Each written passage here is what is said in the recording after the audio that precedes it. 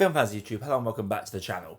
My name is Josh, your Movie Apprentice, and today I am going to be looking at Cobweb, directed by Samuel Bodin and starring Lizzy Caplan, Antony Starr, and Comeon's Woody Norman. An 8-year-old boy tries to investigate the mysterious knocking sound coming from his bedroom wall, leading to the unveiling of something that his suspicious parents have kept secret from him for a very long time. I went into this movie completely blind. And when I say completely blind, I mean completely blind. I did not know who was in this. I did not know the plot. I saw no trailers.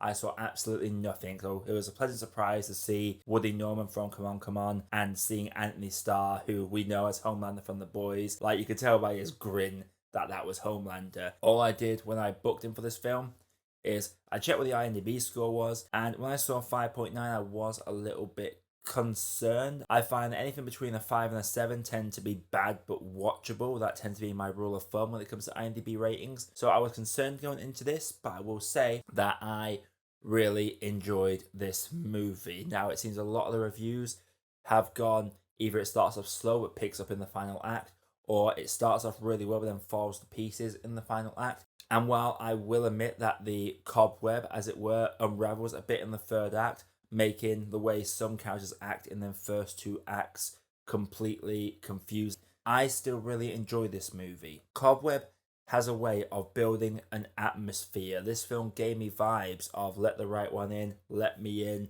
Barbarian, and it was produced by the same people that produced Barbarian, so you can see the similarities there. But I like the element of it, especially when it comes to the voice in the wall that speaks to our main protagonist, who is played by Woody Norman. The tension and the slow unraveling of this mystery of what is behind the wall, why are the parents acting so strange, all these questions that build up throughout the film gives this really creepy atmosphere with some really clever cinematography. Some of the visuals in this just look outright outstanding in terms of the creep factor. This film very much focuses on an atmosphere for them first two acts. Now, when we get to the third act, the film does shift gears into a whole nother realm of horror. And I'm one of them reviewers that if a third act falls, then that will knock the rating right down for me. So that was my fear going throughout this. The fact that I was really enjoying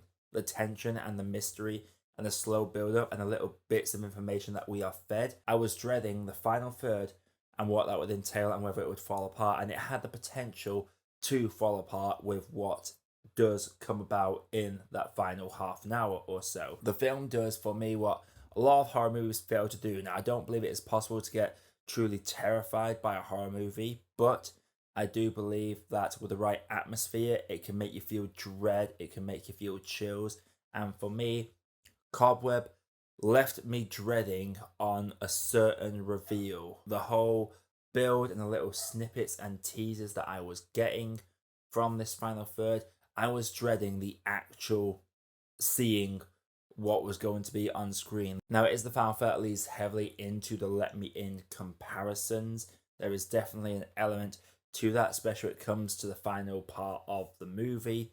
But the way the tension of it is built up, aside from some very clunky looking CG shots, or at least special effects shots that do look very clunky, that are very noticeable and very obvious, I still enjoyed that whole sequence. It's not nearly as strong as the build up for the first half of the movie, but it doesn't unravel the movie. A film I can think of from recent years that really unraveled for me in the final third, that completely ruined it for me, was independent film The Ritual, where these guys go camping on a hike, and the first two acts are fantastic, but it's that final third that really bombs the movie for me. This film could have done that, didn't end up doing that in the end because I really enjoyed what the final act presented. Would I have preferred it had gone different if the story had been told a different way? Sure, I definitely would have, and I feel like it could have got almost a perfect rating because of that. I will not deny that my rating is pulled back a little bit because of this final third, but it doesn't ruin the movie for me, apart from making the way the parents act. Because Lizzy Caplan and Antony Starr, who play Woody Norman's parents in this, they are creepy, they are unnerving, they give me very much the Carrie White. Imagine Carrie White's mother, but on both parents. That's the vibe I get, and the way they act is just so unnerving, and you can see why Willie Norman's character believes them to be sinister and why we are led to believe these things about them, because we are seeing this whole movie told through the eyes of this main child played by Willie Norman. And as such, I believe that the way it's supposed to present itself is that we are seeing things from this terrified child's mind, but that unravels a bit when we get into this teacher character that takes a liking to the main kid, who also sees these weird ways that the parents act. Other than that, though, I don't think there's many flaws I have with this. I go into a horror movie to be creeped out, and this film did do a great job at building tension. It gave me dread, it made me feel chills, and I love the way the mystery slowly unraveled itself. It's got a lot of middling reviews. I personally think it might be one of my favourite horror movies of the year. It's not quite as good as Talk to Me, personally, but it's still a solid horror affair. Before I get into my grade, if you like what you're seeing on the channel so far, do consider dropping the like button and clicking subscribe for more video content like this coming all the time. But without further ado, let's grade this. So Cobweb is a film I went into blind, and it had a great way of building fine atmosphere. The performances are really good. Willie Norman is showing that he is going to be one to watch for the future. Lizzy, Caplan, and Antony Starr do a very unnerving performance each and are really well done. And even the other character in this that's not the teacher, they are really good in this as well. And the way the film transitions from Act 2 to Act 3 can be frustrating to some, and it can say that the web falls apart in this part of the movie.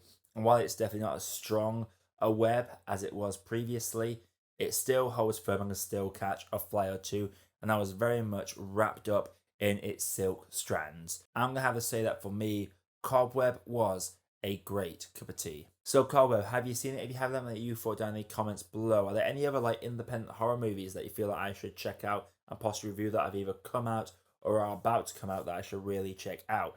Do let me know down in the comments below. But until next time, everybody, my name is Josh. I have been Movie Apprentice. I'll see you all in the next video.